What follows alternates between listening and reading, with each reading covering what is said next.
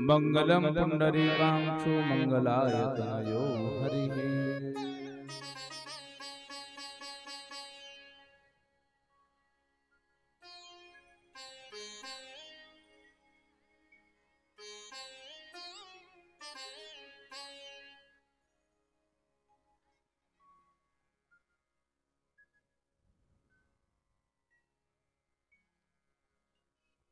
शांत बसा सर्व।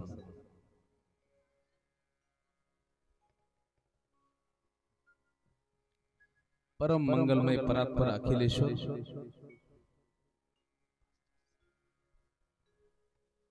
अकारण करुणा वरुणालय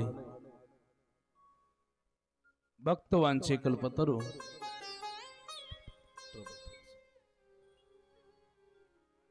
ताडविदित विनंदित पितांबरधारी नंदनंद आनंद कंद गोपाल ब्रजचंद लालाची वाङ्मय प्रतिस्वरूपा श्रीमद भागवत महापुराण कथा सप्ताह श्रवण विधी कुमारे तत्र भाषितः या निमाने आज मातांनो कथेचा कितवा दिवस आहे? 6वा दिवस, 5वा दिवस, म्हणजे तुम्ही दर दिवस येता।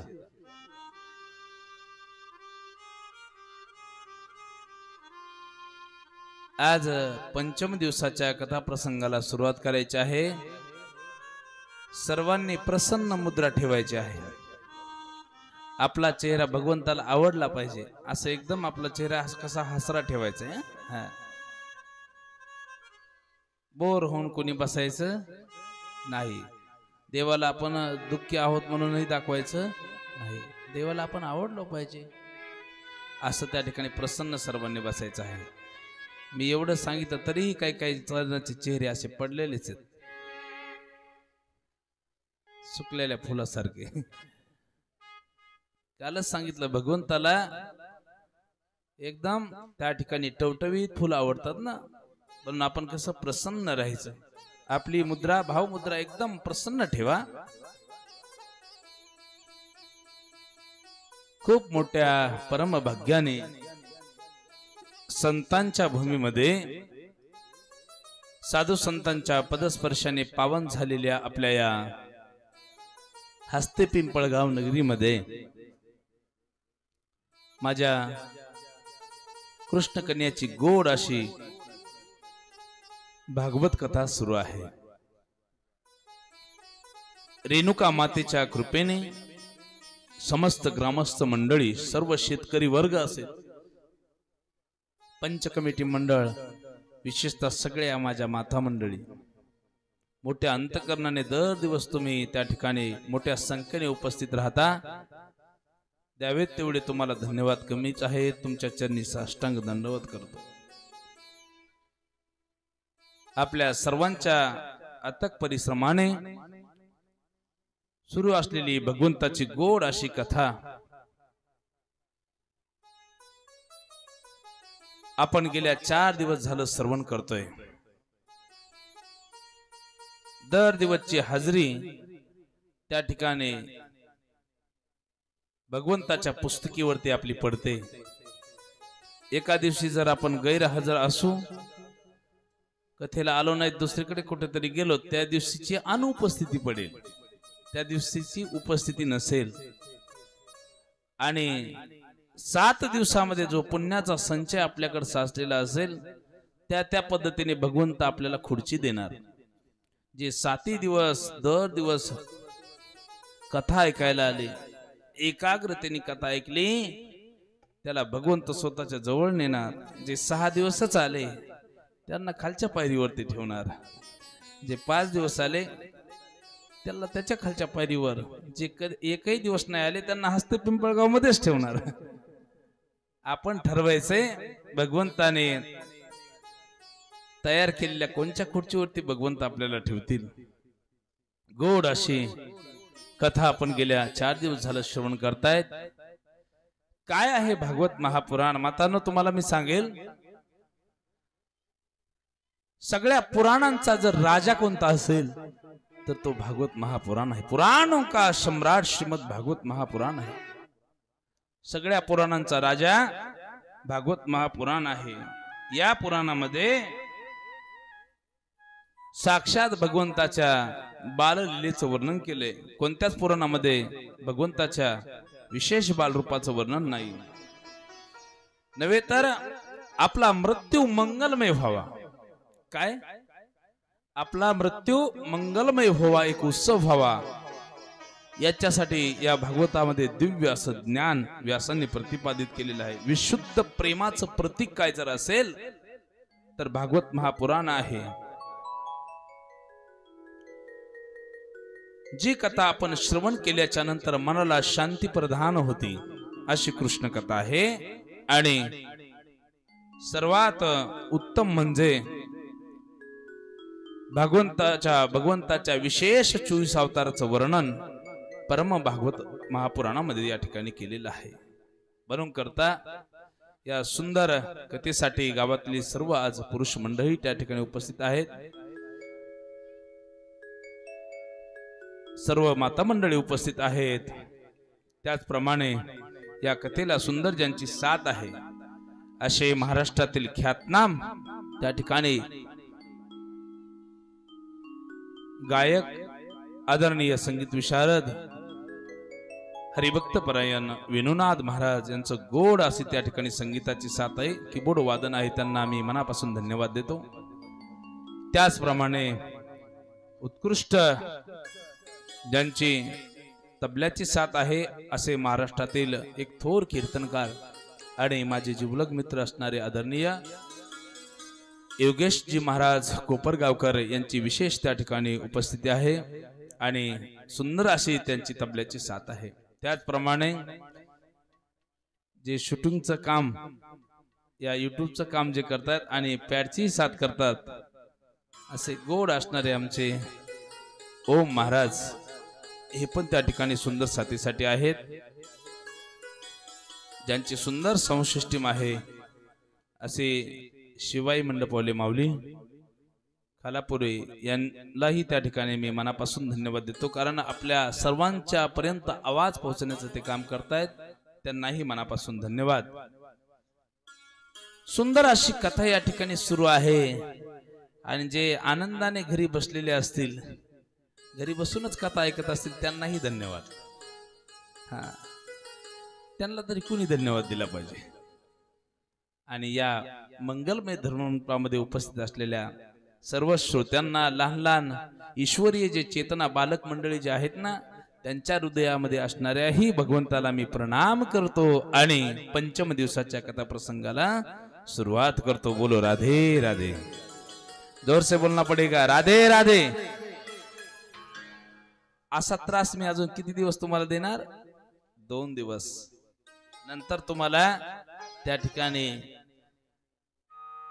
त्रास तो देणार नाही। बरं, नंतर तुम्ही स्वतः ठरवायचं एकमेकींना राधे राधे म्हणायचं का रामकृष्ण म्हणायचं, रामकृष्ण हरी म्हणायचं, ओम म्हणायचं का काय म्हणायचं तुम्ही ठरवायचं आहे। पण राधे राधे जर तुम्ही म्हणलात तर तुमच्या जीवनाचा बेडा पार होणार। आमचे ब्रजवासी सुंदर वर्णन करतात, बोलो राधे राधे राधे राधे राधे तो बेड़ा पार हो जाएगा, बोलो राधे राधे राधे राधे राधे तो बेड़ा पार हो जाएगा, राधे राधे राधे राधे राधे के बेड़ा पार हो जाएगा, राधे राधे राधे राधे राधे बेड़ा पार हो जाएगा। कभी आते जाते ब्रज गलियों में कन्हैया मेरा मिल जाएगा, कभी आते जाते गलियों में मेरा कन्हैया मिल जाएगा। बोलो राधे बोलो राधे बोलो राधे राधे राधे राधे राधे बेड़ा पार हो जाएगा, बोलो राधे राधे राधे राधे राधे के बेड़ा पार हो जाएगा, बोलो राधे राधे राधे राधे राधे तो बेड़ा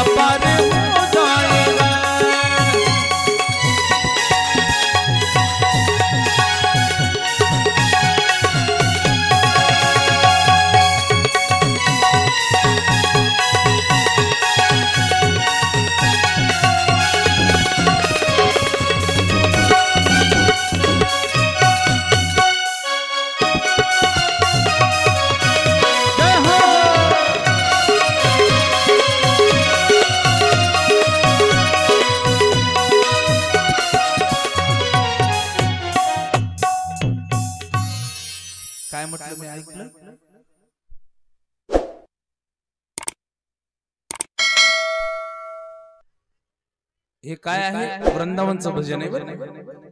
हिंदी भजन आहेत पण खूप सोपे आहेत.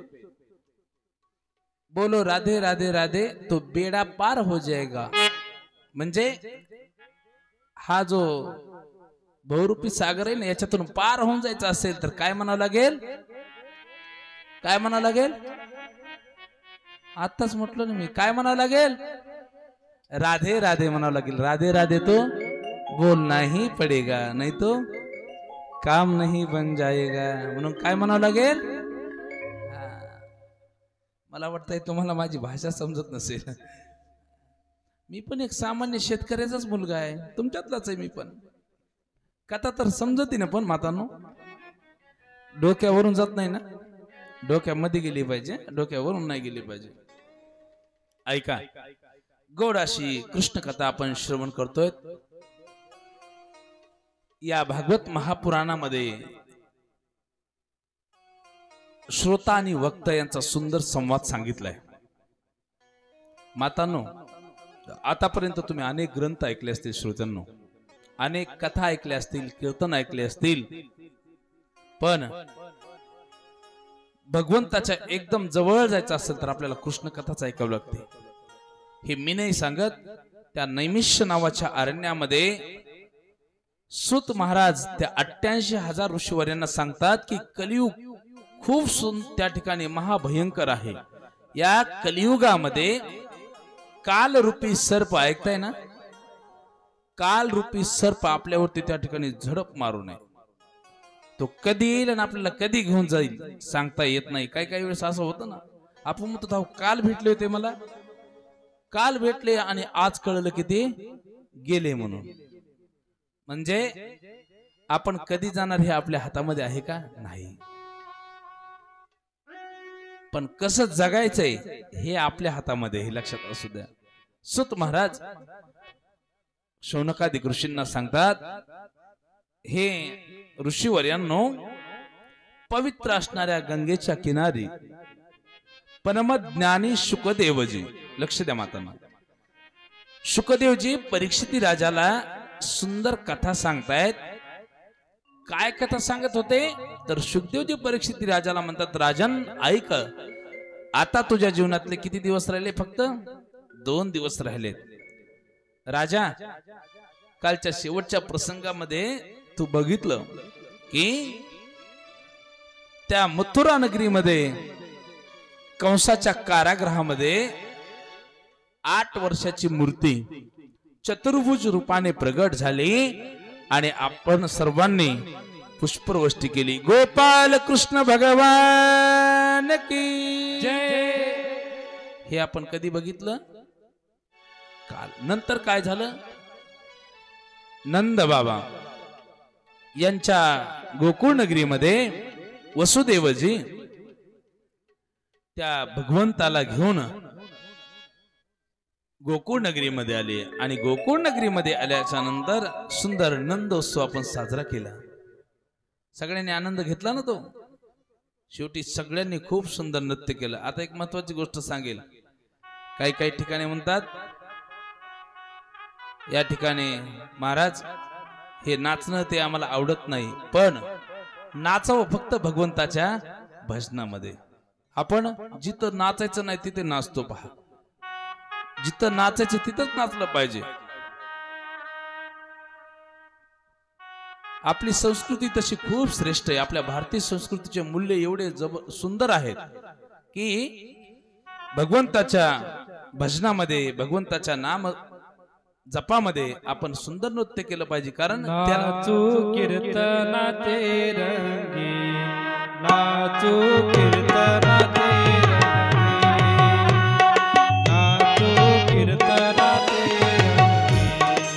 नाचो कीर्तनाचे रंगी, नाचो कीर्तनाचे रंगी, नाचो कीर्तनाचे रंगी, नाचो कीर्तनाचे रंगी, नाचू कीर्तनाचे रंगी, नाना दीप लावू जगी, नाचू कीर्तनाचे रंगी, दीप लावू जगी, नाना दीप लावू जगी, नाचू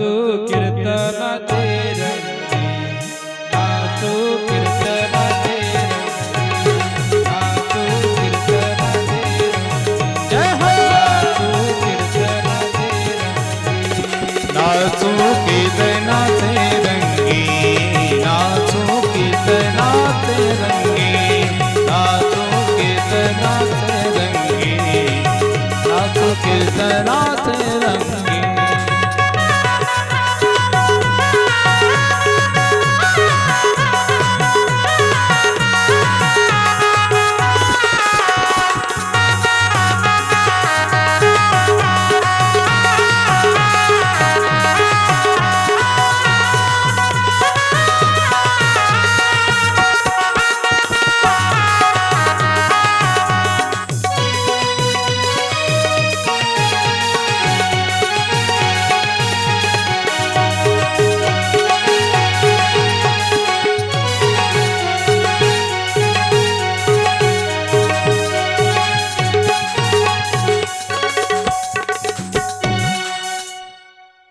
नाचू कीर्तनाचे रंगी नाचू कीर्तनाचे रंगी आपण भगवंताच्या नामामध्ये नाचलं पाहिजे आणि तसं नृत्य आपण काल शेवटी त्या ठिकाणी त्या गोकुळ नगरीमध्ये नंद बाबाच्या राजवाड्यामध्ये त्या बालकाने सुंदर त्या ठिकाणी जन्म घेतला आणि यशोदा मैयाला खूप मोठा आनंद झाला. अनेक गोपिका त्या ठिकाणी आल्या आणि त्या गोकुळच्या सर्व लोकांना खूप मोठा आनंद झाला. गोकुळच्या सुखा अंत पार नाही लेका. सर्वजण नाचू लागले आणि भगवंताचं गाणं गाऊ लागले. संसाराचं गाणं नाही बरं का गायलं. हा श्रावणातल्या अष्टमीचा दिवस आणि आमचे भगवंत त्या ठिकाणी सगळ्यांना आनंद देण्यासाठी त्या गोकुळ नगरीमध्ये अवतीर्ण झालेले आहेत. भगवंताने त्या गोकुळ नगरीमध्ये आनंद उत्सव साजरा केला. आपल्या गावामध्ये पण आपण सुंदर आनंद उत्सव साजरा केला. सर्व गोप गोपी नंद राजाच्या घराकडे त्या वाड्याकडे येऊ लागले. नंदराजा घरी आनंद झाला, कृष्ण जन्मला कान जन्मला, कृष्ण जन्मला कान जन्मला, कृष्ण जन्मला कान जन्मला, कृष्ण जन्मला कान जन्मला. गंगाली यमुना हो आली, आली आली हो, आली आली हो मैया. गोड गाणे गाऊन गेली, गोड गोड गाणे गाऊन गेली. कृष्ण जन्मला कान जन्मला, कृष्ण जन्मला कान जन्मला. नंदराज घरी आनंद झाला, नंदराज घरी आनंद झाला. कृष्ण जन्मला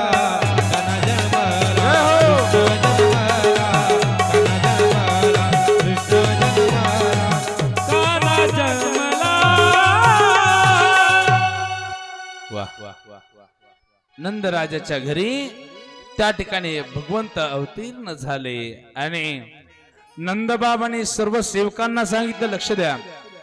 अरे या गोकुळ नगरीमध्ये तुम्ही काय करा, सगळ्यांना त्यांना दान वाटप सुरू करा. नंदबाबाच्या राजवाड्याला मातांनो 9 प्रकारचे दरवाजे होते. किती? 9 प्रकारचे दरवाजे होते. पहिल्या दरवाजामध्ये कोणतं दान होतं ऐका श्रोत्यांनो. पहिल्या दरवाजामध्ये त्या ठिकाणी चांदीचं वाटप होतं. काय चांदी माहिती तुम्हाला मातांना? हे काय विचारणं झालं काय महाराज? आम्ही चांदी तर सहज घेऊ शकतो. वर्षात त्या ठिकाणी 2-4 ग्राम तर सहज आम्ही सोनं घेतो. चांदी घ्यायला काय अडचण आहे? तर पहिल्या दरवाजामध्ये ज्यांना ज्यांना चांदी पाहिजे ना त्यांनी कुठं यायचं? नंदबाबाच्या राजवाड्यामध्ये पहिल्या दरवाजामध्ये चांदीचं वाटप सुरू झालं. भरपूर जणांनी चांदी घेतली आणि चांदी ठेवण्यासाठी घरी जाऊ लागले. ऐका, तेवढ्यामध्ये दुसऱ्या दरवाजामध्ये सोन्याची वाटप सुरू झाली. ऐकताय मातांनो? सोन्याच्या मोहरा, सोन्याचे मणी त्या ठिकाणी वाटप सुरू झाले आणि भरपूर जणांनी त्या ठिकाणी सोनं घेतलं आणि परत येत असताना जे चांदी ठेवून आले होते ना त्यांची आणि या सोन्यावाल्यांची भेट झाली. काय झालं असेल ते म्हणे काय तुमच्या हातामध्ये?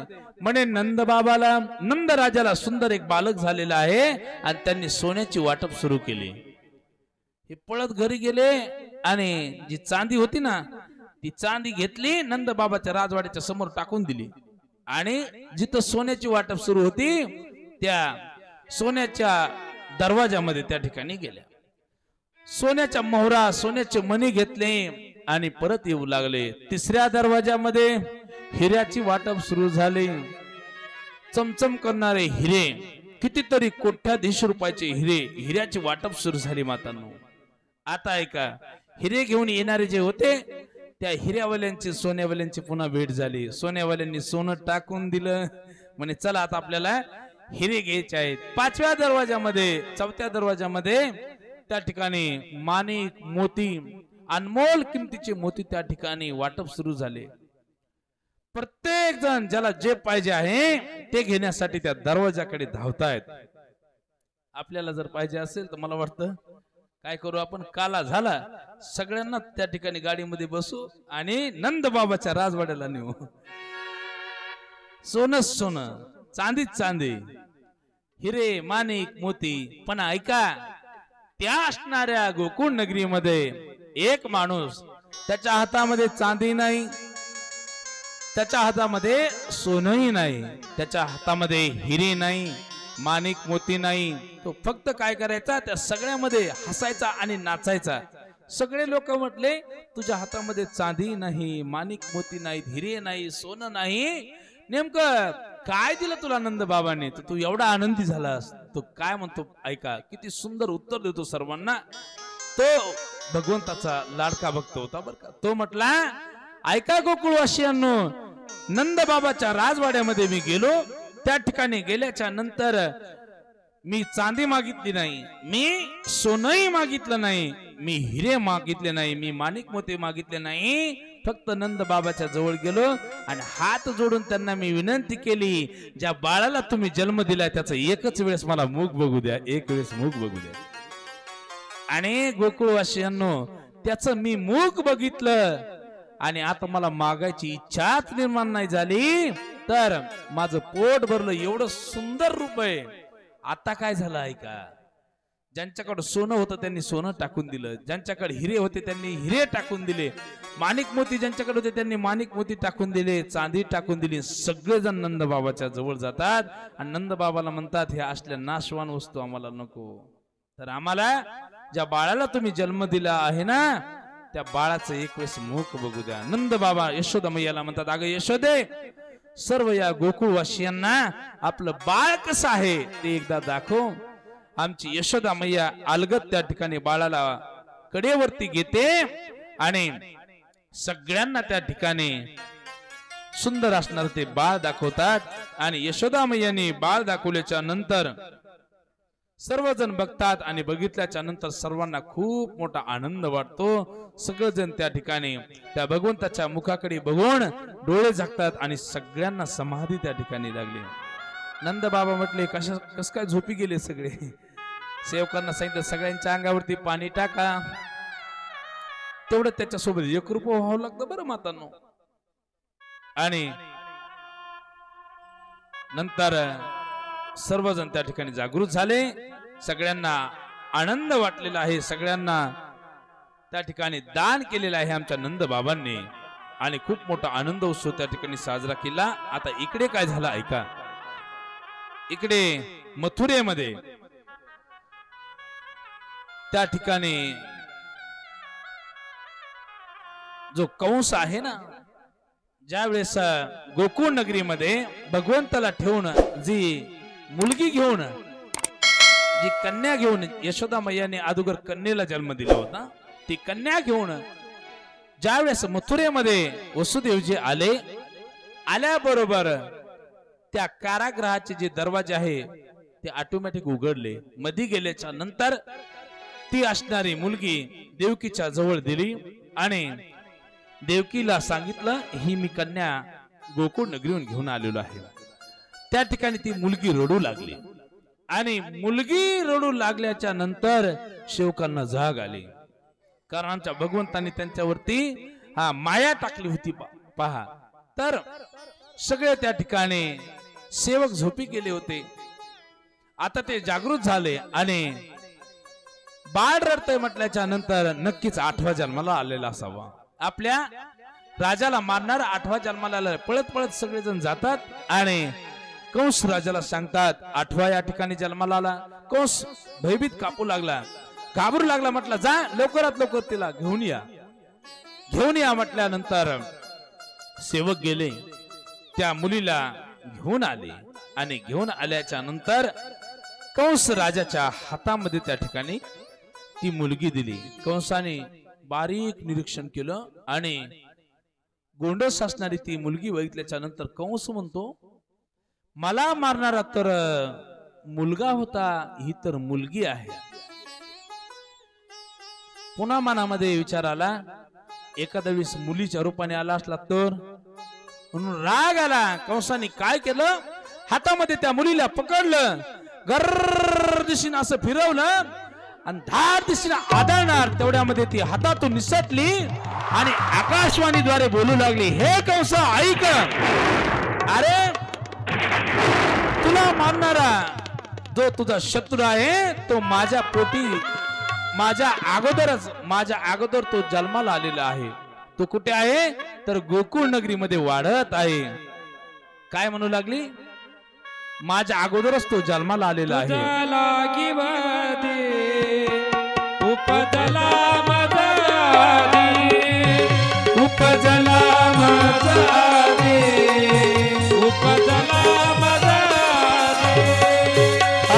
तुझला किवती उपजला मत आधी, उपजला मत आधी, उपजला मत आधी.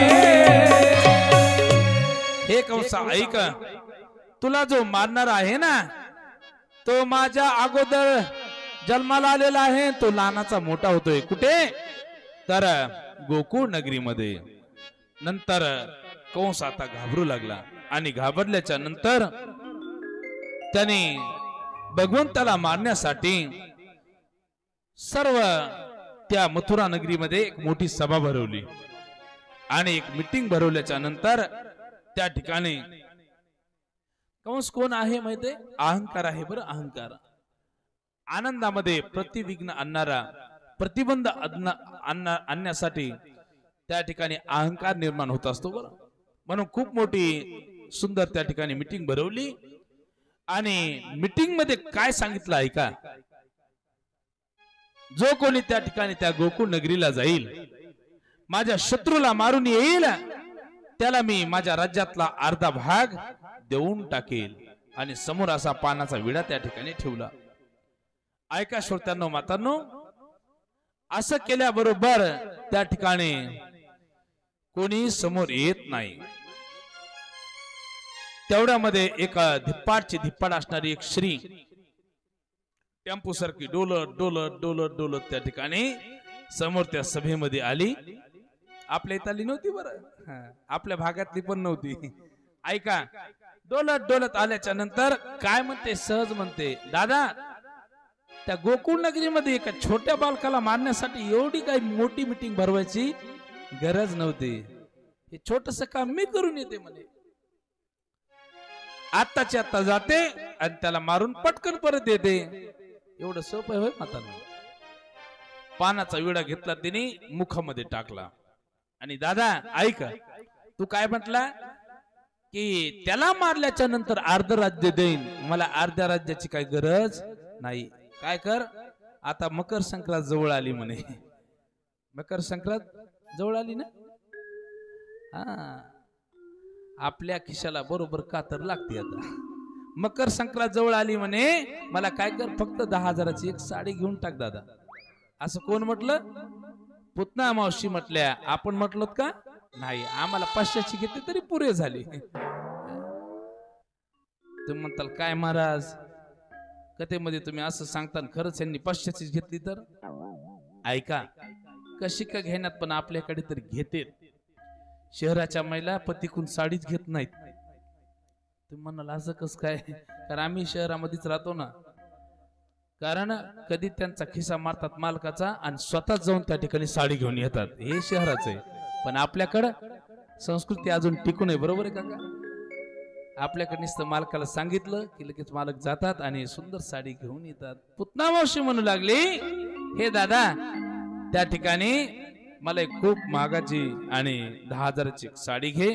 असं म्हटल्याबरोबर आता पुतना मावशी त्या ठिकाणी निघाली. पुतणीचं जे चरित्र आहे ना ऐका, ते खूप सुंदर चरित्र सुखदेवजी परीक्षित राजाला सांगतात. नंद बाबाच्या गोकुळ नगरीमध्ये आता पुतना येऊ लागली. कोणाच्या नगरामध्ये? नंद बाबाच्या. नंद कोणाला म्हणतात? नंद कोणाला म्हणतात? जो सदैव आनंद देतो ना त्याला काय म्हणतात? नंद. आणि ननंद कोणाला म्हणतात माहितीये मातांनो? तुम्हाला ननंद माहिती असेल ना, जी कधीच भेटू देत नाही आनंद. इथं नंदा नाहीत ना काही. आता काय करावं, इथं झालं का?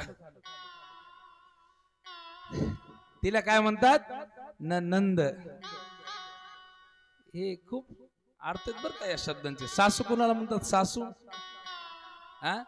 सासू असे 2 शब्द आहेत. सा म्हणजे सारख्या सारख्या, सू म्हणजे सूचना. जी सारख्या सारख्या खुर्चीवर बसून सूचना देते तिला काय म्हणतात? सासू. अजून एक सासू शब्दाचा अर्थ आहे, सुनेच्या डोळ्यात सदैव आणते आसू. तिला काय म्हणतात? सासू. पण इथल्या सोडून सून. सून शब्दाचा काय अर्थ आहे? सासूवर सदैव आणते जी ऊन, तिला काय म्हणतात? सून. हा, असे अर्थ नका सांगू महाराज, आमच्या इथल्या खूप गोड आहेत. बोला राधे राधे. ऐका, त्या ठिकाणी नंद बाबाच्या त्या सदैव आनंद देणाऱ्या नंद बाबाच्या गोकुळ नगरीमध्ये त्या ठिकाणी पुतना मावशी येत आहे. पुतणीने काय केलं? तिचं स्वतःच जे रूप होतं ना, धिप्पाडची धिप्पाड, खूप मोठं राक्षसीचं रूप होतं, ते रूप घेऊन गेली का ती मातांनो? नाही. तर ऐका, पुतना मावशीने खूप सुंदर त्या ठिकाणी गोपिकेचं रूप घेतलं. नामा मने आले नंदाचे अंगणे, नामा मने आले नंदाचे अंगणे, नामा मने आली नंदाचे अंगणे, नामा मने आली नंदाचे अंगणे. स्वरूप सुंदरा देवांगना, स्वरूप सुंदरा देवांगना, स्वरूप सुंदरा देवांगना. नामामध्ये आली नंदाचे अंगणे, नामामध्ये आले नंदाचे अंगणे, नामामध्ये आले नंदाचे अंगणे, नामामध्ये आले नंदाचे अंगणे, अंगणे अंगणे. एवढं सुंदर रूप घेतलं मातांनो. नामदेव महाराज वर्णन करतात.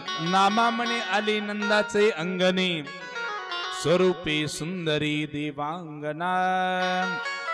मातांनो, तुम्हाला अलीकडे महिलांचं मेकअप करण्यासाठी खूप मोठाले शॉप उघडलेत बघा. त्याला काय म्हणतात? काय म्हणतात? महिला मेकअप घर असं नाहीत म्हणत, ब्युटी पार्लर. एवढे ब्युटी पार्लर झालेत बीडच्या आमच्या बस स्टँड पासून ते आमच्या घरापर्यंत जाऊपर्यंत. एक इथून गणेश भाऊच्या घरा एवढाच रस्ता आमचा, तिथपर्यंत जाईपर्यंत 100 दुकान आहेत ब्युटी पार्लर. हा, तिथंच नाही, जालन्याला बी असतील, आपल्या इकडेही असतील. पण कोणत्याच ब्युटी पार्लर मध्ये एवढं मेकअप सुंदर करता येणार नाही, एवढं सुंदर रूप धारण केलं कुणी? पुतना मावशीने. आणि डुप्लिकेट रूप जर ओळखायचं असेल ना मातांनो, तर सोपी गोष्ट तुम्हाला सांगतो, ऐका.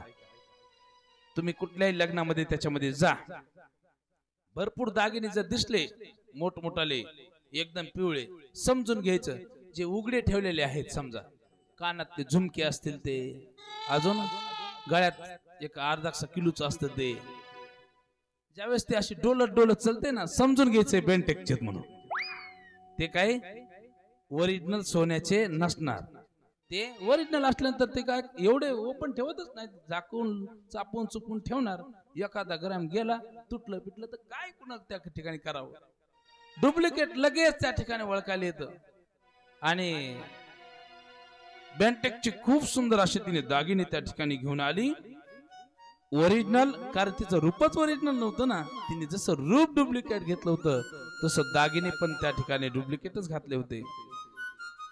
झटके मारत मारत मारत मारत त्या ठिकाणी ती त्या नंद बाबाच्या गोकुळ नगरीमध्ये तिने प्रवेश केला.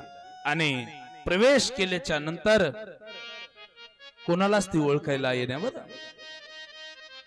आपल्या इथल्या सज्जन माता असणाऱ्या त्यांनी बघितलं, बाई हस्ते पिंपळगाव मध्ये आतापर्यंत एवढी सुंदर गोपिका कधीच आपण बघितली नाही. कथा बिथा ऐकायला कोणाची तरी पाहुणी आलेली असावी असं वाटलं. आणि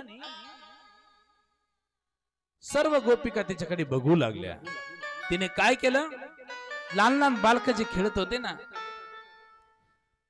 जन्म झाल्यापासून ते त्या ठिकाणी 3-4 महिन्याच्या बालकापर्यंत ते बालक उचलायचे.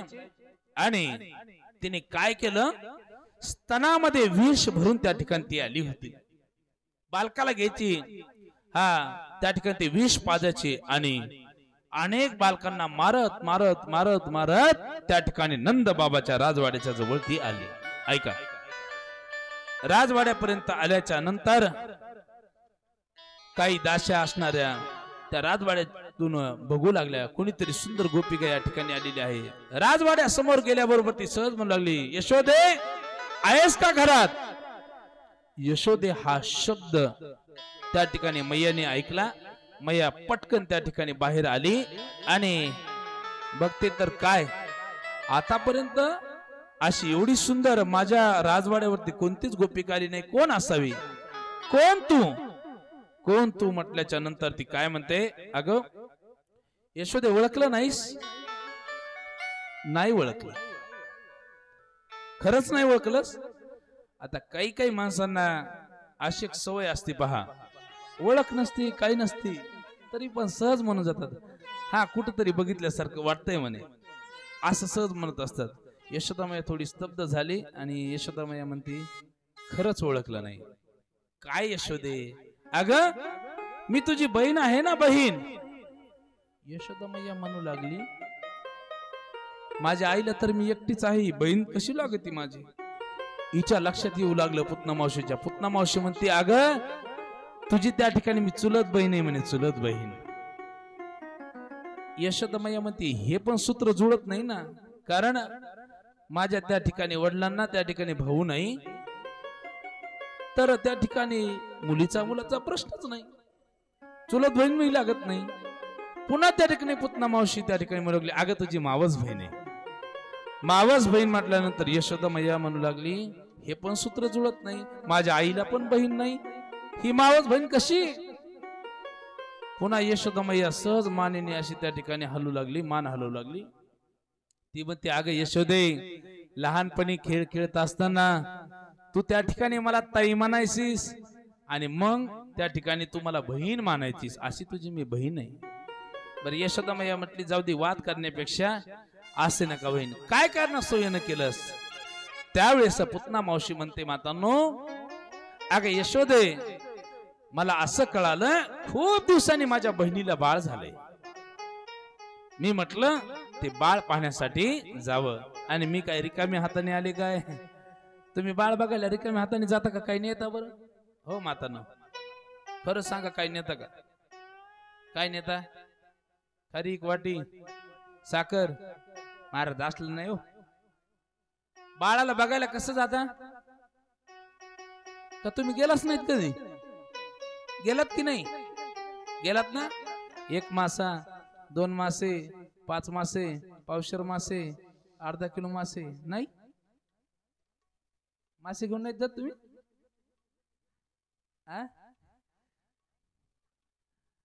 तोळा घेऊन जात असतात. ऐका, आपण बाळ बघायला जात असताना 1 ग्राम 2 ग्राम असं नेतो ना. ती म्हटली, अगं मी तुझ्या बाळाला असं रिकाम्या हाताने बघण्यासाठी आले नाही, तर मी 10 तोळे त्या ठिकाणी सोनं आणलंय म्हणे. आता यशोदा मैयाला वाटलं हिची माझी काय ओळख नाही, कोण कुठली पाहुणी रावळी माहित नाही. तरी पण यशोदा मैया म्हणते ठीक आहे, मग मला तुझ्या बाळाला माझ्याकडे दे म्हणे. कोण म्हणते? पुतना मावशी. यशोदा मैया म्हणते ओळखीनं पळकीची. सहज यशोदा मैया म्हणते माझं बाळ आता झोपलेलं आहे, माझं बाळ झोपलेलं आहे, ते जागा झाल्याच्या नंतर मी तुझ्या जवळ देईल. हे शब्द आमच्या भगवंताने इकडे पाळण्यामध्ये जी झोपी घातलं होतं ना, त्या पाळण्यामध्ये आमच्या भगवंताने एवढे शब्द मैयाचे ऐकले आणि भगवंत सहज म्हणू लागले, आई इथं या ठिकाणी मी काय झोपा काढायला आलो नाही. पहिलं भवानीचं गिराईक आहे, भवानीचं गिराईक मी परत जाऊ देणार नाही. म्हणून आमच्या भगवंताने आता रडायला सुरुवात केली.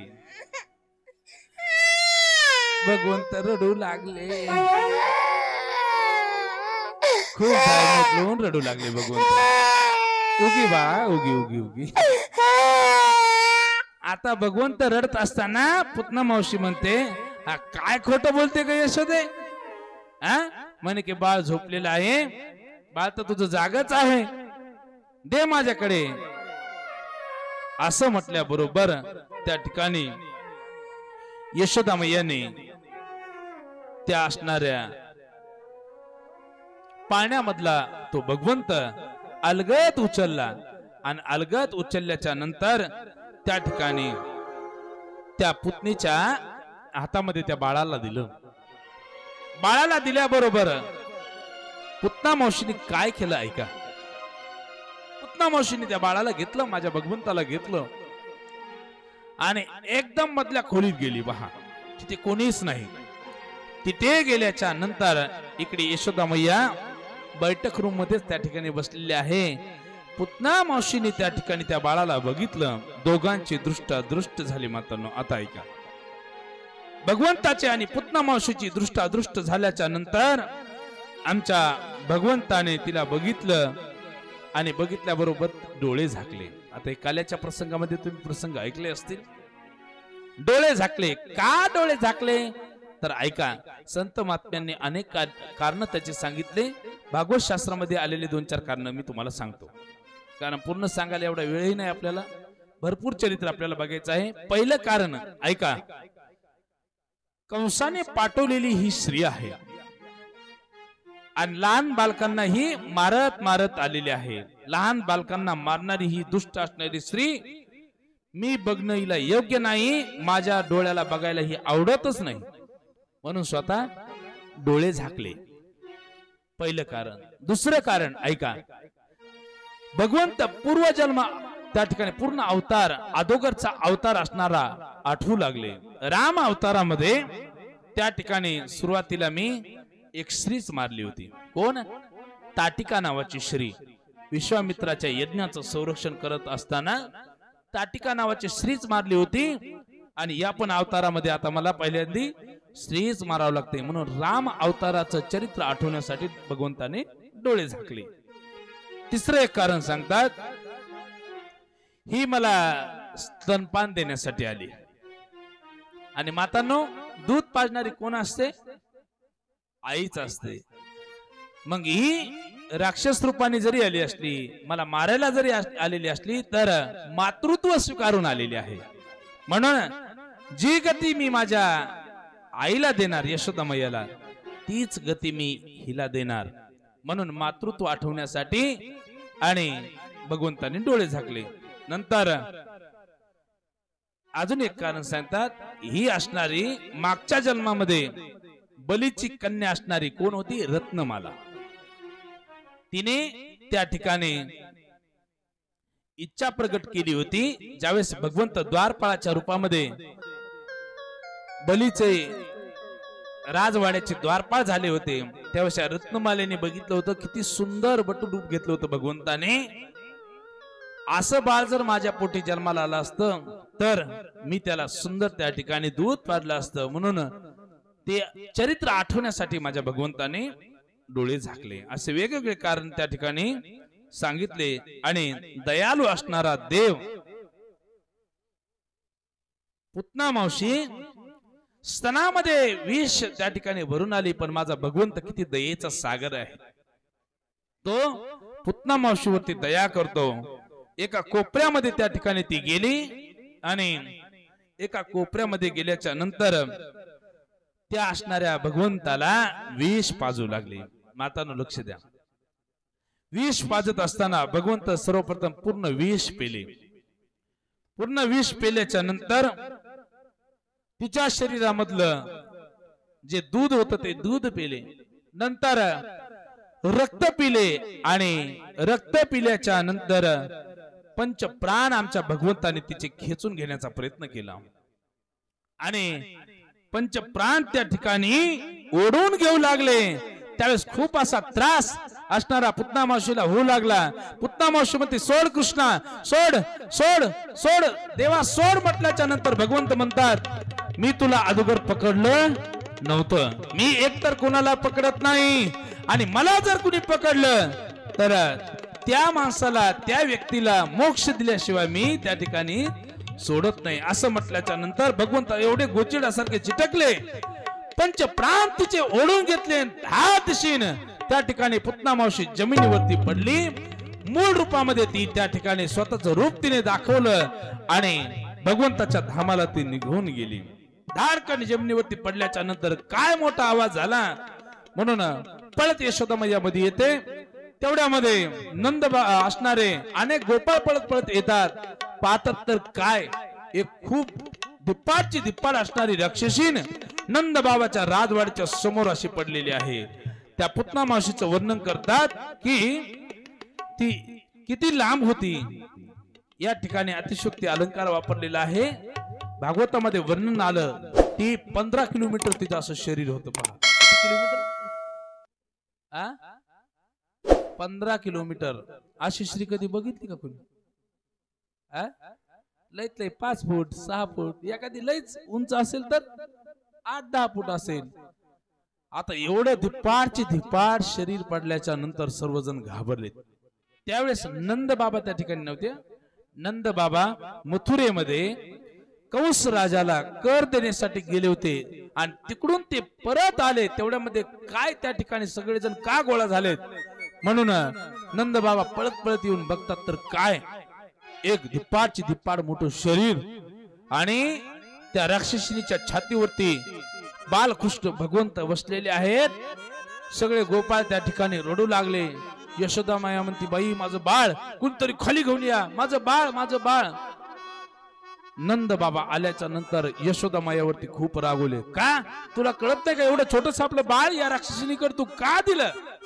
यशोदा माया म्हणते, स्वामी अहो त्या ठिकाणी ही राक्षसी नव्हतीच, एकदम सुंदर गोपिकाचं रूप घेऊन आली होती. मला म्हणू लागली मी तुझी बहीण आहे, मला फसवलं तिने.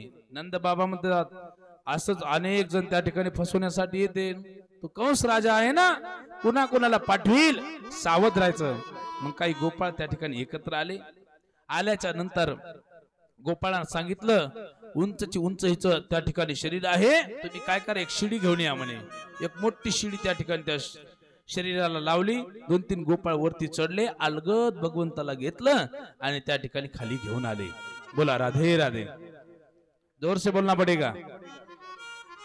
नंतर त्या ठिकाणी भगवंताला खाली घेऊन आल्याच्या नंतर आमच्या यशोदा मैयाने पटकन आपल्या हृदयाला लावलं त्या भगवंताला आणि भगवंताला हृदयाला लावल्याच्या नंतर त्याच्या गालावरून असा हात फिरवला आणि म्हणे, बाळा त्या राक्षसीने तुला काही त्रास तर दिला नाही ना, कुठली इजा तर केली नाही ना?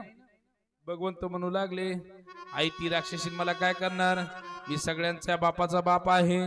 आता शिकतर भवानी झाली, इथून पुढे असे कितीतरी मी मारणार आहे, मनामध्ये भगवंत म्हणू लागले. आणि आता भगवंताने सुरू केलं, महाराज आमची यशोदा मैया दर दिवस सुंदर भगवंताला दिव्य असे स्नान घालायची.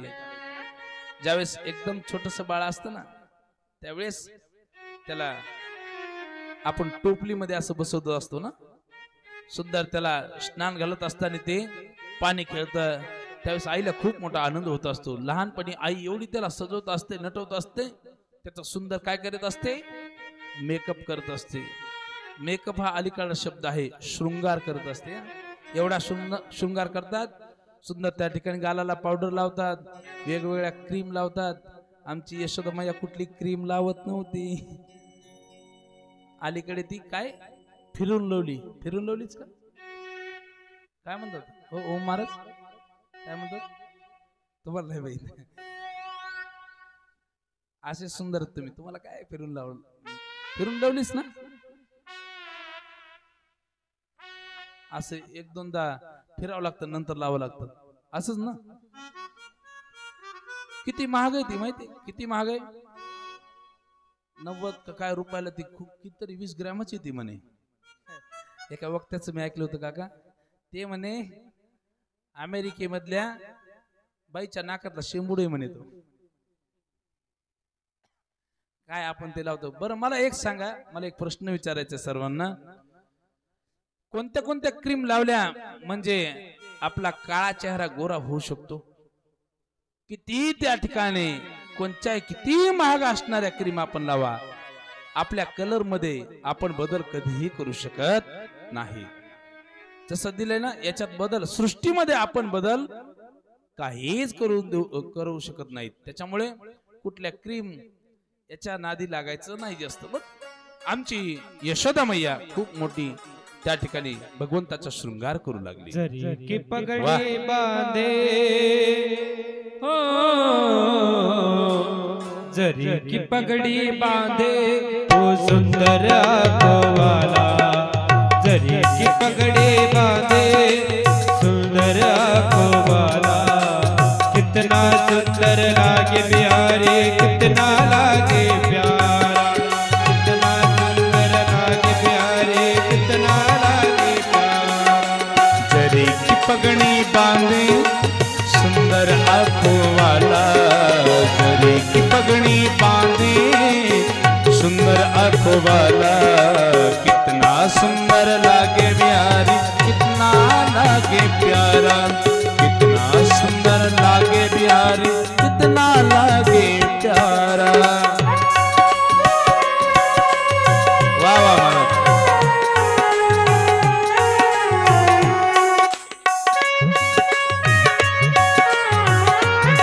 क्या बात है, ताली बात सर्व।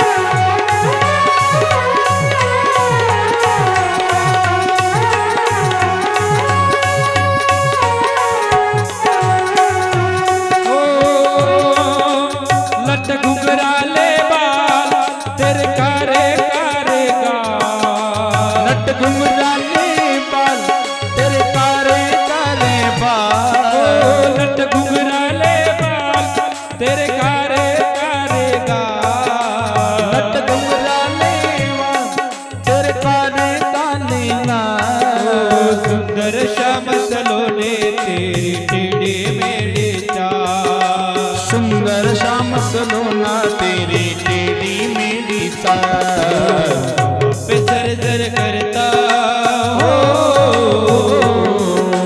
हवा पे सर सर करता तेरा पिता पर्वत वाला, कितना सुंदर लागे प्यारे, कितना लागे पगड़ी बांधे सुंदर आंखों वाला, जरी की पगड़ी बांधे सुंदर आंखों वाला, कितना सुंदर लागे बिहारी, कितना लागे प्यारा, कितना सुंदर लागे बिहारी, कितना लागे प्यारा। हो कानों में कुंडल साजे, सिर मोर मुकुट विराजे, कानों में कुंडल साजे, सिर मोर मुकुट विराजे, कानों में कुंडल साजे, सिर मोर मुकुट विराजे, कानों में कुंडल साजे, सिर मोर मुकुट विराजे। सखियाँ पगली होती है जब होठों पे बरसे बाजे, सखियाँ पगली होती जब जब जब होठ पे बंसी बाजे ताए सावरा हो ताए सावरा रे ग्वालवाला कितना सुंदर लागे प्यारे कितना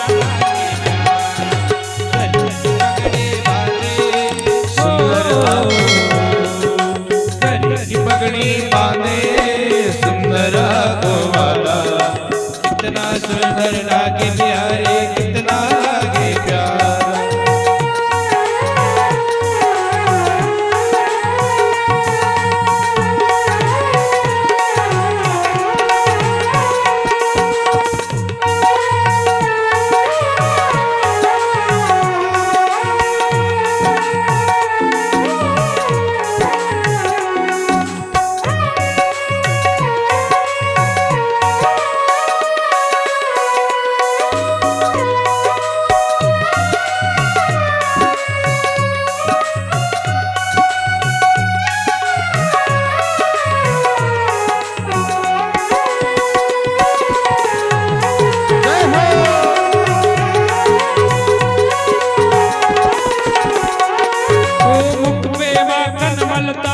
तू बल घुटनों के चलता मुख पे माखन मलता तू बल घुटनों के चलता देख यशोदा भाग्य को भी देव कमन में जलता माथे पे तिल कहे सोहे माथे पे तिल कहे सोहे आंखों में काजल डाला कितना सुंदर लागे बिहारी कितना लागे बांधे वो सुंदर वाला की पगड़ी बांधे वो सुंदर वाला कितना सुंदर लागे बिहारी कितना लागे प्यारा कितना सुंदर लागे बिहारी कितना लागे प्यारा कितना लागे प्यारा कितना लागे प्यारा आमची यशोदा मैया त्या ठिकाणी इकडे आपल्या असणाऱ्या राजवाड्यामध्ये घेऊन जाते सुंदर शृंगार करते इकडे नंद बाबाने सर्व गोपाळांना सांगितलं हे दिप्पाट जे शरीर पडलेलं आहे ना पुतना मावशीचं काय करा सगळेजण त्या ठिकाणी लाकडं गोळा करा सगळे गोपाळ म्हटले हिचं एवढं शरीर काय आपल्याला झाकता येणार नाही एक वाळलेलं वन होतं ते वनच त्या ठिकाणी पेटून द्यायचं सांगितलं आणि त्या वनाच्या आगीमध्ये पुतना मावशीचं पूर्ण असणारं शरीर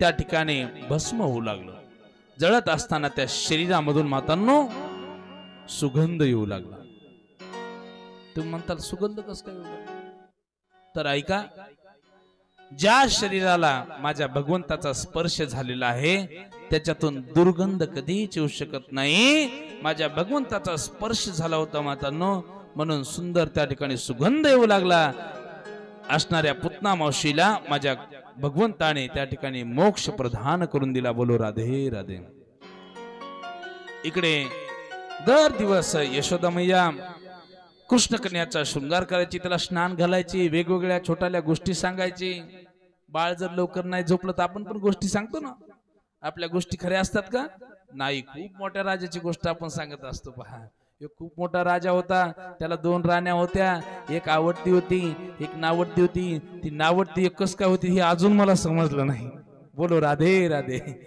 ऐका सुंदर त्या ठिकाणी त्या बाळाचा शृंगार करत असताना यशोदा मैया दर दिवस काजळाचे त्या ठिकाणी 4-5 टिपके लावायचे पहा तुम्ही लावता ना लहान बाळाला एक कपाळाच्या जवळ एक गालावरती एक तळ पायाला एक तळ हाताला एवढे टिपके का लावता बरं चांगल्या रूपाचं त्या ठिकाणी गोर असलो तरी बी काळे टिपके लावता कशासाठी लावता मातांनो कशासाठी लावता आपल्याकडे लावतच नाही ऐका मला वाटतंय लहानपणी बाळ तुमच्या मांडीवरती खेळले असतील ऐका कशासाठी त्यांनी बरोबर उत्तर दिलं नजर लागू नये म्हणून पण शक्यतो त्या ठिकाणी नजर लागतच नाही बरं काल नजर लागत नाही कारण का तर आता तो तर भगवंत आहे आपल्या रूपाला त्याला जे आपलं रूप आहे जर आपण कथा कीर्तनामध्ये त्याच्यामध्ये सुंदर जर बाळाला सजून आणलं तर किती जरी सुंदर असलं तरी त्याला नजर लागत नाही. भगवंत म्हणतात, आई किती माझं सुंदर रूप आहे आणि या रूपाला तू त्या ठिकाणी काळे टिपके लावू लावू त्या ठिकाणी माझ्या रूपाला काळं बनवून टाकावं लागलीस. सुंदर माझ्या बाळाला कोणाची नजर लागू नाही. हा, म्हणून यशोदा मैया तुमच्यासारखी त्या ठिकाणी सुंदर काळे टिपके लावायचे. आणि इकडे कंस राजाला मथुरेमध्ये माहीत झालं की मी पाठवलेली पुतना मावशी त्या ठिकाणी मरण पावलेली आहे, ती काय वापस आली नाही. म्हणून पुन्हा त्या ठिकाणी प्रयत्न केला. कंस राजाने पुन्हा मीटिंग भरवली आणि एक महाबळ नावाचा दैत्य त्या ठिकाणी सुंदर भविष्यकाराचं रूप घेऊन त्या गोकुळ नगरीमध्ये पाठवलं. महाबळ नावाचा दैत्य गोकुळ नगरीमध्ये नंद बाबाच्या राजाच्या समोर राजवाड्याच्या समोर आल्याबरोबर म्हणतो, नंदराज आहेत का घरामध्ये? नंद बाबाने बघितलं, अरे कुणीतरी भविष्यकार या ठिकाणी आलेला आहे. दिव्य असं स्वागत केलं. स्वागत आहे महाराज, या बसा. आदरातिथ्य केलं. आणि कोण तुम्ही? म्हणे मी भविष्य सांगणारा माणूस आहे. मला एवढं भविष्य कळतं की आत्ताच त्या ठिकाणी माझ्या मनामध्ये मला कळलं तुमच्या घरामध्ये एक बालक जन्माला आलंय. होय, बरोबर आहे. नक्की यांना भविष्य समजत असावं, कारण यांना त्या ठिकाणी जन्माला आलेलं बाळ कोणी सांगितलं नाही. पण हा कपटी रूपाने त्या ठिकाणी आला होता. कंसराजाने सांगितलं होतं, नंद बाबाच्या राजवाड्यामध्ये माझा शत्रू त्या ठिकाणी लहानाचा मोठा होत आहे, त्याला मारायचं आहे. म्हणून हा महाबळ नावाचा दैत्य त्या ठिकाणी आला. म्हटला, ऐका, तुमच्या घरामध्ये जे बाळ जन्माला आलेलं आहे ना, हे नंदराज, ते बाळ जे आहे ते तुमच्या पूर्ण कुळाचा संहार करणार आहे. काय सांगितलं?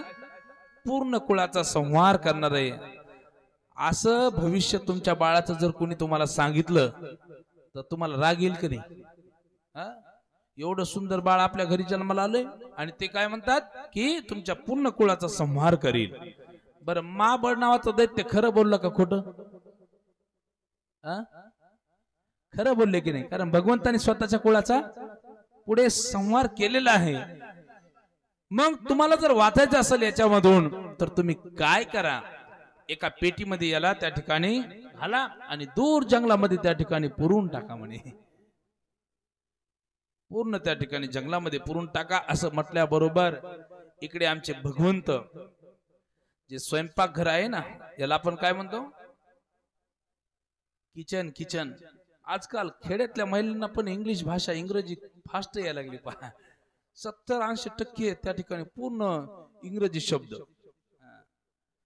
त्याला मराठीत काय म्हणतात ते कोणालाच माहित नाही. पहा, ऐका, सुंदर त्या पाक घरामध्ये, स्वयंपाक घरामध्ये आमचे भगवंत झोपलेले होते आणि तिथं संपूर्ण पदार्थ बनवायचे जेवढे काही साहित्य होतं ना, ते भगवंताने न्याहाळलं अगोदर. अरे, मला खूप मोठा अवतार कार्य करायचं आहे. कोण हा दुष्ट माणूस आपल्या घरी आलेला आहे? तो म्हणतो मला पेटीमध्ये घाला आणि खूप मोठ्या जंगलामध्ये नेऊन पुरून टाका. आमच्या भगवंताला राग आला. पोळी लाटायचं काय असतं ते एका महाराजांनी सांगितलं बघा. मला वाटतं 2 नंबरच्या 2ऱ्या क्रमांकाच्या महाराजांनी सांगितलं. हा, अनिल महाराजांनी सांगितलं. काय पोळी लाटायचं काय असतं? लाटणं.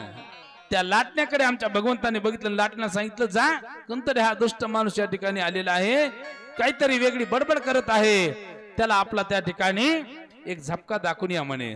जे लाटणं निघालं, भर दिशेने त्या ठिकाणी निघालं आणि निघाल्याबरोबर महाबळ दैत्याच्या त्या ठिकाणी मुखावरती धापकुनी एक त्या ठिकाणी झपका दिला. जसा गालावरती झपका बसला, असंच झालं. असं झाल्यानंतर पुन्हा सरळच होईना महाराज, योगेश महाराज, असं झालं पुन्हा असं होईनाच. तो म्हटला काय झालं? पुन्हा नंतर पोळपाट नावाचं जे साहित्य आहे ना, पोळपाट त्या ठिकाणी 2ऱ्या गालामध्ये जेवढं काही साहित्य होतं त्या ठिकाणी उलटानं म्हणा, तवा म्हणा, सगळं त्या स्वयंपाकघरामधलं साहित्य आलं आणि खूप एवढी फजिती केली. त्याने जे रूप घेतलं होतं ना, जानव तुटलं. पंचांग हातामध्ये होतं, ते पंचांग बी फाटून गेलं. तुटले पंचांग पाटले, तुटले पंचांग पाटले, तुटले पंचांग पाटले.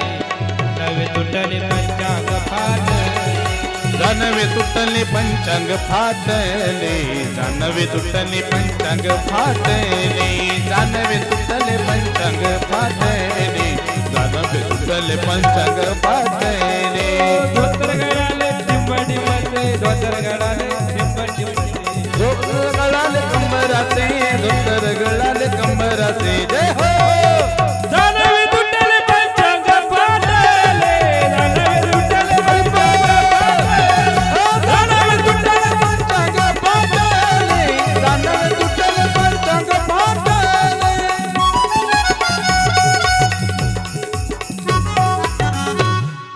काय झालं माहितीये?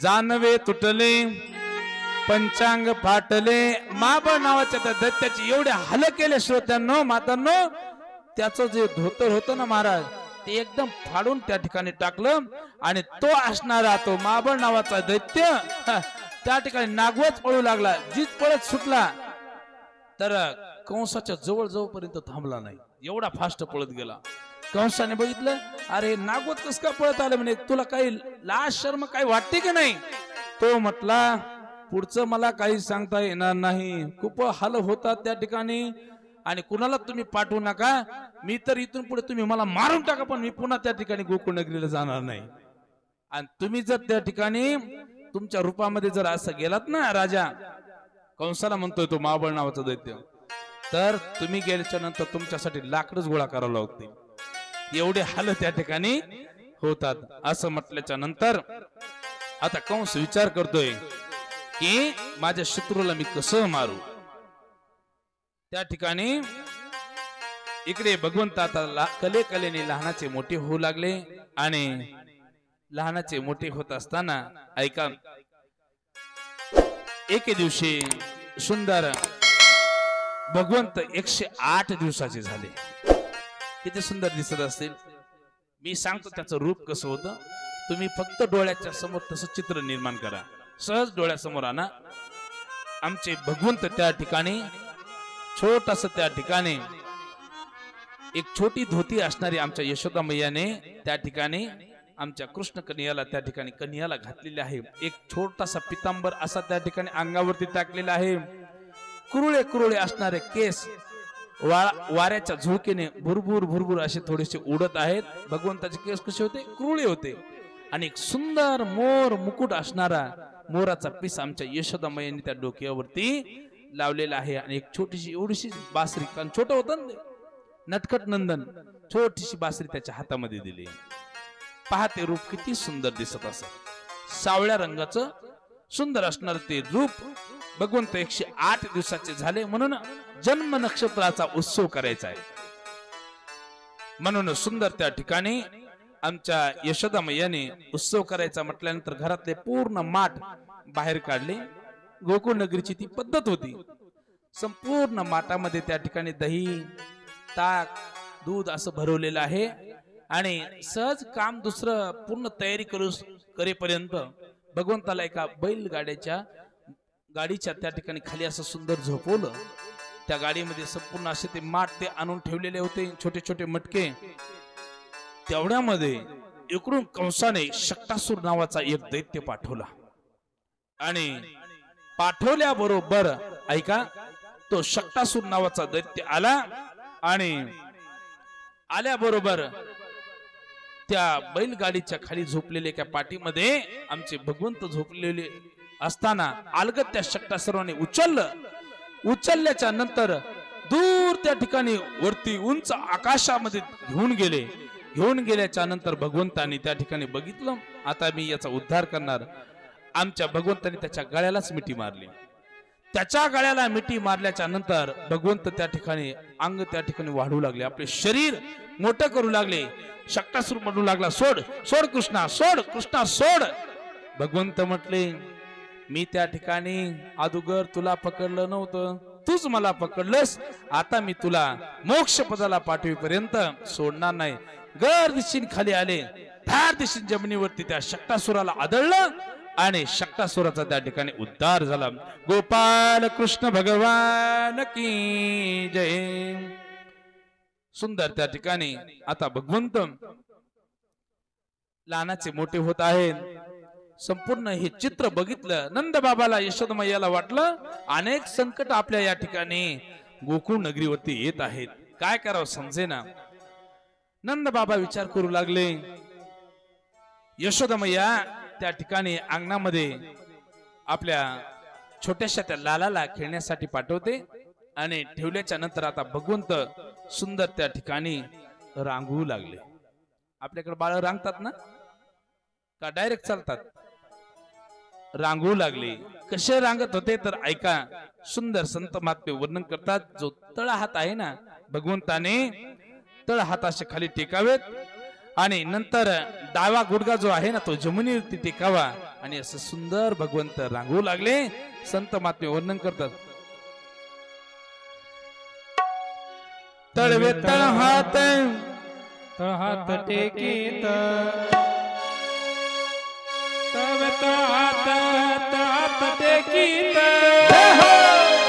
डाव्या गुडघ्याने गुडघ्याने रांगत डाव्या गुडघ्याने गुडघ्याने रांगत डाव्या गुडघ्याने गुडघ्याने रांगत तळवे तळ हात तळवे तळ हात तळवे तळ हात तळ हात टेकीत तळवे तळ हात टेकीत डाव्या गुडघ्याने गुडघ्याने रांगत डाव्या गुडघ्याने गुडघ्याने रांगत डाव्या गुडघ्याने गुडघ्याने रांगत रंगनी रंगनाथ तोम्या देखिला रंगनी रंगनाथ तोम्या देखिला कवळमे चोरे पैसा गेल्या कृष्णाचे निमागे स्वती पैसा कृष्णाची येणे येणे मोती रंग नवनीत माझे भक्तिले येणे येणे वस्ती रंगे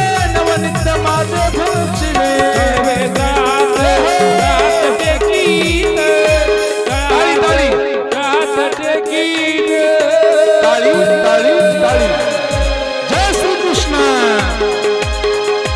डाव्या गुडघ्याने गुडघ्याने रांगत डाव्या गुडघ्याने गुडघ्याने रांगत डाव्या गुडघ्याने गुडघ्याने रांगत डाव्या गुडघ्याने गुडघ्याने रांगत डाव्या गुडघ्याने गुडघ्याने रांगत रागू लागला गणी रागू लागला गणी माता जाऊळाची वेळ रागू लागला गणी माता जाऊळाची वेळ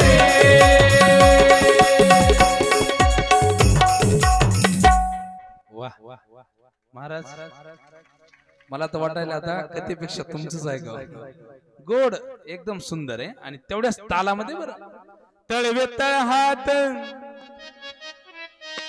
हात टेकीत भगवंताच्या रांगण्याचं वर्णन सुरू आहे. शुकदेवजी परीक्षित राजाला सांगतात, राजन त्या गोकुळामध्ये साक्षात भगवंत रांगत असताना हा स्वर्गातले देवलोक त्या ठिकाणी त्या गोकुळ नगरीवरती पुष्पांचा वर्षाव करायचे. स्वर्गातले देवलोक त्या ठिकाणी टकमक टकमक बघत होते. भगवंत कोणत्या कोणत्या लीला करतात, कशा कशा पद्धतीने त्या ठिकाणी अवतार कार्य सुरू आहे, सर्व देव लोक पाहत होते. परीक्षित राजा म्हणतात, गुरुजी पुढे काय काय केलं भगवंताने लवकर सांगा. त्यावेळेस तृणावर्त नावाचा एक दैत्य मथुरा नगरीवरून आला. तो कशा पद्धतीने आला? वावटळीच्या रूपामध्ये आला. अलगद भगवंताला घेतलं आणि वरती घेऊन गेला. भगवंताने त्यालाही त्या ठिकाणी स्वर्गाला पाठवलं, त्यालाही मोक्षपद दिलं. आणि नंतर आता भगवंत त्या ठिकाणी त्या गोकुळ नगरीमध्ये आपल्या यशोदमय्याला विशेष प्रेम देतात. इकडे वसुदेवजी आणि देवकी माता विचार करतात. देवकी माता त्या ठिकाणी वसुदेवांना काय म्हणते? आहो, आपल्याकडे असंच म्हणतात ना. लय चांगलंय महाराज, अजून खेड्यामध्ये खूप चांगली पद्धत आहे. अजून शहरामध्ये आहो शब्द ऐकायलाच भेटत नाही. तुम्ही म्हणता महाराज तुमच्या घरी पण असंच आहे का? अजून आमचं एवढं पांगलेलं नाही. ऐका, पण मोठमोठ्या शहरामध्ये बर का, मुंबई पुण्यासारख्या ठिकाणी आहो नाही. त्या ठिकाणी पतीचं नाव जर त्या ठिकाणी गणेश असेल, अरे गणेश, त्या ठिकाणी रात्रीच्याला सुंदर मालिकेची सिरियल बघून त्या ठिकाणी मला खूप कंटाळा आला, म्हणून त्या ठिकाणी मला उशिरा जाग आलेली आहे. अरे गणेश, 2 कप सुंदर चहा कर, तू 1 कप पे आणि मला 1 कप दे. अरे गणेश, ही पद्धत आपल्या ठिकाणी नाही, पण गोड भारतीय संस्कृतीमध्ये पत्नीने पत्नीला कसं बोलावं, तर आहो शब्द खूप मान सन्मानाचा आहे. बरं ऐका, देवकी माता म्हणते देवांना आहो, खूप दिवस झाले आपलं बाळ जन्माला आलं, तुम्ही सोडून आलात तिकडे, त्या बाळाचं नामकरण विधी नाही केलं, काहीच नाही केलं. आपले पुरोहित जे आहेत ना, कोण, गर्गाचार्य, यांना तुम्ही पाठवता ना, खूप नम्रतेने, बरं का, पती पत्नीचं बोलणं खूप सुंदर नम्रतेने असावं. खरंच सांगतो मातांनो, एकमेकावरती खूप राग कधीच करायचं नाही. एक सुंदर पुस्तक माझ्या वाचण्यामध्ये गेलं पहा. त्या पुस्तकामध्ये मी असं वाचलं, पती पत्नीचे त्या ठिकाणी भांडण व्हावेत महाराज, पण एकदम असे भांडण व्हावेत, कारण भांडणाशिवाय संसारामध्ये पुन्हा मजाही नाही, पण असे भांडण व्हावेत की 5 मिनिट जर भांडण झालं तर लगेच 10व्या मिनिटाला लगेच बोलायचं एकमेकांना. असे छोटे छोटे भांडणं असावेत. आपले भांडणं तसे नसतात, 10 दिवस मी घरीच येत नाही, आपल्या इथं असे भांडणं काही होत नाही. पण पती पत्नीमध्ये सुसंवाद असावा पहा, आणि एकमेकावरती, हे एवढं वाक्य खूप महत्वाचं बरं का, एकमेकावरती दृढ विश्वास असावा, आनंदाने संसार होणार. तो त्या संसारामध्ये सदैव त्या ठिकाणी आनंद आहे, सुख आहे, समाधान आहे. एकमेकावर जर दृढ विश्वास नसेल तर तो संसार कधीच पूर्ण होणार नाही, त्याच्यात समाधानही कधी लाभणार नाही. म्हणून पती पत्नीचा एकमेकावर खूप दृढ विश्वास त्या ठिकाणी असला पाहिजे. गर्गाचार्यांना त्या ठिकाणी वसुदेवजी बोलून घेतात आणि म्हणतात, हे गर्गाचार्य, तुम्हाला माहित आहे ना, गर्गाचार्य पुरोहित होते, त्यांना माहित होतं माझे मुलं त्या ठिकाणी कुठे वाढतात, गोकुळ नगरीमध्ये. तुम्ही काय करा, आत्ताच्या आत्ता जा आणि त्यांचा नामकरण विधी पार पाडून या. गर्गाचार्य म्हणतात, हे वसुदेवजी, जर मी त्या ठिकाणी गेलो आणि तिथे गेल्याच्या नंतर गोकुळ नगरीला जाऊन तुमच्या बाळांचा नामकरण विधी पार पाडला, हे जर कंसाला समजलं, लक्ष द्या, तर कंस मला जिवंत ठेवणार नाही. वसुदेवजी म्हटले, तुम्ही जावा, गाईच्या गोठ्यामध्ये एकदम छोट्या पद्धतीमध्ये नामकरण विधी पार पाडा आणि पुन्हा तुम्ही परत या. गर्गाचार्यांनी ऐकलं आणि आता गर्गाचार्य निघाले. गर्गाचार्य निघाले. गर्गाचार्य स्वतःला भाग्यवान समजतात. भगवंताच्या रूपाचं त्या ठिकाणी ध्यान करत करत, भगवंताच्या नामाचं चिंतन करत करत त्या ठिकाणी गर्गाचार्य त्या ठिकाणी भगवंताचं नाव ठेवण्यासाठी गोकुळच्या दिशेने येतात. आणि गोकुळच्या दिशेने आल्याच्या नंतर गोकुळामध्ये प्रवेश करतात. गोकुळामध्ये प्रवेश केल्याच्या नंतर मातांनो, नंद बाबांनी बघितलं की गर्गाचार्य आपल्या नगरीमध्ये आलेले आहेत. दिव्य असं स्वागत केलं. यशोदा मैयाने सुंदर आरतीचं ताट समोर आणलं आणि पुरोहिताचं त्या ठिकाणी औक्षण केलं. गर्गाचार्य म्हणतात, हे नंदराज, या ठिकाणी मी एक अतिथी किंवा पाहुणा म्हणून आलेलो नाही, तर गर्गाचार्यांना एकदम हळू आवाजामध्ये बोलू लागले. गर्गाचार्य काय म्हणतात, हे नंद बाबा, तुम्हाला एक गोष्ट माहित असावी की हे जे 2 बालक आहेत ना, तुमच्या पोटी जन्माला आलेले, हे तुमचे बालक नसून हे कोणाचे आहेत, वसुदेवाचे बाळ आहेत. आणि त्यांनी मला नामकरण विधीसाठी या ठिकाणी पाठवले. नंद बाबाने शब्द ऐकले, थस्कन झालं मनामध्ये. अरे, हे बाळ माझं नाही. पण नंद बाबा एक शब्दही बोलले नाही. लहान बाळ आहे, त्याला काय कळतंय? ते मोठ्यापणी आपल्यालाच आई बाबा म्हणणार आहे.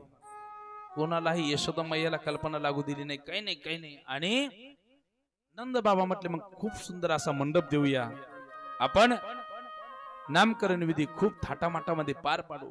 गर्गाचार्य म्हटले नाही, गाईच्या गोठ्यामध्ये एकदम छोट्या पद्धतीने तुम्ही यशोदा मैया, रोहिणी माता, बस आणि मी, आपण चौघं आणि तुमचे बाळक. नामकरण विधी पार पाडायचा आहे. हे यशोदा मैयाला माहित झालं. तिने स्वतःच बाळ रोहिणी मातेकडे दिलं माता, आणि रोहिणी मातेने स्वतःच बाळ यशोदा मैयाकडे दिलं. काय केलं? आदला बदल केली आणि दोघी समोर आल्या त्या गाईच्या गोठ्यामध्ये. गाईच्या गोठ्यामध्ये आल्याच्या नंतर श्रोत्यांनो, त्या ठिकाणी यशोदा मैयाच्या मांडीवरती जे बाळ होतं ना, ते बाळ बघितलं गर्गाचार्यांनी. गर्गाचार्य म्हणतात, यशोदे, हा तुझ्या मांडीवरला जो मुलगा आहे ना, खूप सुंदर आहे दिसायला, गोरा आहे. गोरा असून तो कसा होणार आहे? भविष्यामध्ये बलवान असा होणार आहे, सुंदर आहे, अनेक वीरांना हा मारणार, दुसऱ्या बाळाला खूप मोठा असं सहकार्य करणार, सर्व गुणांनी सगळ्यांना रमवेल आणि बलाढ्य होणार आहे. म्हणून याचं नाव या ठिकाणी बलराम असं मी ठेवत आहे. बोलिए बलराम भगवान की जय. कोणाच्या बाळाचं नाव ठेवलं मातांनो? हा, कुणाच्या मांडीवर होतं ते? यशोदा मैयाच्या. आता रोहिणी मातेच्या जवळ त्या ठिकाणी गेले. कारण नाव ठेवायची पद्धत पूर्वी अशी होती, गुणावरून लक्षणावरून नाव ठेवत होते. आणि नावही तसेच असावेत तर का, खूप सुंदर नाव असावेत. आपल्याकडं आपण म्हणतो नाव मोठं आणि लक्षण खोटं. दिसायला सुंदर होतं, बलवान होतं, म्हणून त्याचं नाव बलराम असं ठेवलं. काही काही जणांचे नाव कसे असतात? नाव बघितलं तर गंगाधर आणि आंघोळ नाही महिनाभर, असे नाव असतात. नाव बघितलं तर त्या ठिकाणी सुलोचना आणि पाती मुंबई पुन्हा, असे नाव पहा काही काही जणांचे. पण हे नाव एकदम लक्षणावरून ठेवले होते. रोहिणी मातेच्या जवळ गर्गाचार्य त्या ठिकाणी आले आणि आल्याच्या नंतर भगवंताचे कुरुळे केस बघितले. काजळाचा छोटासा टिपका भगवंताच्या गालावरती आहे, हे पण निरीक्षण केलं. मोरपीस डोक्यावरती त्या ठिकाणी बघितला. हात आणि पायामध्ये सुंदर त्या ठिकाणी नुपूर वाजत आहेत. पैंजण त्या ठिकाणी पायामध्ये त्या ठिकाणी बघितले. स्मित हास्य भगवंताने केलं. हसरा चेहरा तो भगवंताचा गर्गाचार्यांनी बघितला आणि श्रोत्यांनो, मातांनो, गर्गाचार्यांनी डोळे झाकले. डोळे का झाकले गर्गाचार्यांनी? तर ऐका, गर्गाचार्यांना त्या ठिकाणी समाधीच लागली. गर्गाचार्य काय डोळे उघडत नाहीत. यशोदा मैया नंद बाबांना म्हणते, ते माझं बाळ आहे, माझ्या बाळाचं नाव लवकर त्या ठिकाणी ठेवायचंय. आणि हे असणारे नाव ठेवणारे त्या ठिकाणी गर्गाचार्य तर झोपी गेले. नंद बाबांनी थोडस पाणी त्यांच्या मुखावरती टाकलं. काय झालं गर्गाचार्य? माझ्या बाळाचं नाव लवकर ठेवा. गर्गाचार्य म्हणतात, काय सांगू तुला हे नंद बाबा, ऐका. परब्रह्म निष्काम तो हा गवळिया घरी, वाक्या वाळू अंध कृष्ण नवनीत चोरी. परब्रह्म तुमच्या पोटी जन्माला आलंय. नंद बाबा, गर्गाचार्य म्हणतात, ज्याला पाहिल्यानंतर समाधी लागते, हा सर्वसाधारण बालक नसून साक्षात परब्रह्म चैतन्य तुमच्या घरी प्रगट झालेले आहे. यशोदा मैया म्हणते, ते परब्रह्म असू द्या नाही तर काही असू द्या, माझ्या बाळाचं नाव लवकर सांगा. यशोदा मैयाला उत्सुकता लागली. त्यावेळेस गर्गाचार्य म्हणतात, मी भाग्यवान आहे. नंद बाबा म्हणतात, बाळ मला झालंय आणि तुम्ही भाग्यवान कसे? गर्गाचार्य म्हणतात, अरे याचं नाव ठेवायचं भाग्य मला प्राप्त होतंय. म्हणून माझ्यासारखा भाग्यवान या पृथ्वीतलावरती दुसरा कोणताच पुरोहित नसेल, म्हणून मी भाग्यवान आहे. यशोदामय्या म्हणते, गर्गाचार्य तुम्ही लवकर माझ्या बाळाचं नाव सांगा. त्यावेळेस आता सांग, ऐका. गर्गाचार्य म्हणतात, अखिल कोट ब्रह्मांड नायक असणारा भगवंत तुमच्या पोटी जन्मालेला आहे. अनेक भक्त याची आराधना करतात, याची दिव्य अशी स्तुती गातात. या सर्व भक्तांचं मन जो आकर्षित करून घेतो, चित्त त्या ठिकाणी आकर्षित करून घेतो, सगळ्यांना आकर्षित हा करणारा आहे. काळ्या रंगाचा आहे, हा सावळ्या रंगाचा आहे, म्हणून सगळ्यांना आकर्षित करून घेणारा आहे. म्हणून याचं नाव मी त्या ठिकाणी कृष्ण असं त्या ठिकाणी ठेवत आहे. बालकृष्ण भगवान की जय. सुंदर कृष्ण असं नाव त्या ठिकाणी भगवंताचं ठेवलं. कर्षती इति कृष्ण हा असं सुंदर त्या ठिकाणी नाव ठेवलं. आणि नाव ठेवल्याच्या नंतर यशोदामय्या म्हणते, हे गर्गाचार्य तुम्हाला काही ज्योतिष्य भविष्य काही समजतं का? कोण म्हणतंय? बाळाची आई. आपल्याकडे पण अशीच पद्धत आहे पहा. कोणी येऊ द्या, लगेच आपण म्हणतो तुम्हाला काही भविष्य कळत असं तर सांगा. मग त्यांनी सांगायचं तुमच्या घराला असं केलेलं आहे, तसं केलेलं आहे, आणि मग एवढं एवढं असं असं दिल्याच्या नंतर तुमचं ते आम्ही निराकरण करून. हे सगळं खोटं असतं. गर्गाचार्य साक्षात पुरोहित होते, त्यांनी सुंदर असं भगवंताचं भविष्य सांगितलंय. आता गर्गाचार्य तुम्हाला कोणतेही बघायला भेटणार नाही, तर आता डुप्लिकेट गर्गाचार्य बघायला भेटतील. बोलो राधे राधे. त्यावेळेस यशोदा म्हणते, गर्गाचार्य तुम्हाला काही भविष्य समजत असेल तर सांगा. त्यावेळेस गर्गाचार्य काय सांगतात ऐका श्रोत्यांनो. गर्गाचार्य म्हणतात, तुमचा हा मुलगा फार महान पराक्रमी होणार आहे, अनेक दैत्यांना हा मारील. 7 वर्षाचा असताना गोवर्धन सारखा पर्वत हा उचलील, 12 गाव अग्नी प्राशन करील. खूप मोठमोठे बलाढ्य काम हे तुमचं बाळ करणार आहे. त्यावेळेस यशोदामय्या म्हणते, माझा मुलगा एवढा लहानसा, त्याच्याविषयी एवढं अलौकिक सांगण्यापेक्षा गर्गाचार्य मला असं सांगा की माझ्या मुलाचं लग्न कधी होईल आणि मी कधी सासू होईल, कशा पद्धतीचं लग्न होईल याचं सुंदर भविष्य सांगा. प्रत्येक मातेला ज्यांना ज्यांना मुलं आहेत त्यांना वाटतं मी कधी सासू होईल, कधी सासू होईल. कारण माझं ऐकायला कुठतरी घरी आलं पाहिजे, म्हणून प्रत्येकाला अपेक्षा असते मी सासू व्हावी. माझं थाटमाट त्या ठिकाणी घरामध्ये गृहमंत्री मी एकटीच पाहिजे, माझं सगळ्यांनी ऐकलं पाहिजे असं प्रत्येकाला वाटतं. यशोदामय्या म्हणते, माझ्या मुलाचं लग्न कसं होईल, कधी होईल हे तुम्ही कृपा करून सांगा. गर्गाचार्य म्हणतात, अगं यशोदे, तुझा मुलगा एवढा भाग्यवान आहे, तू पण एवढी मोठी भाग्यवान आहेस की तुझ्या मुलाचं 1 नाही 2 नाही 3 नाही 16,108 सुनांची सासू तू होणार आहे. एवढा आनंद झाला आमच्या यशोदामय्याला.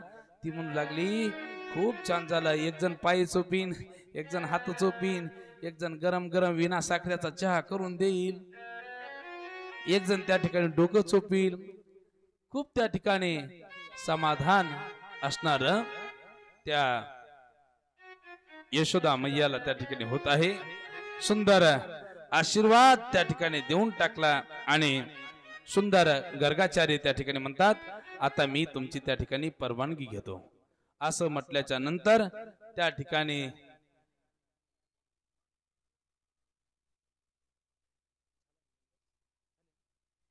आता ऐका, सुंदर त्या ठिकाणी भगवंताचं पुढील चरित्र आपल्याला श्रवण करायचं आहे.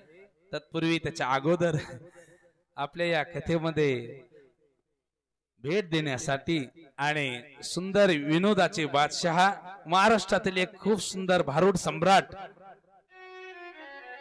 असणारे आदरणीय तुमच्या जालना जिल्ह्याचं भूषण, माझे जीवलग मित्र, हे माझ्या निमंत्रणावर आले. यांच्या आमच्या बीड जिल्ह्यात खूप मोठाले कार्यक्रम असतात. असे ब्रीडलालजी कुमावत, 2.5 फुटी कलाकार,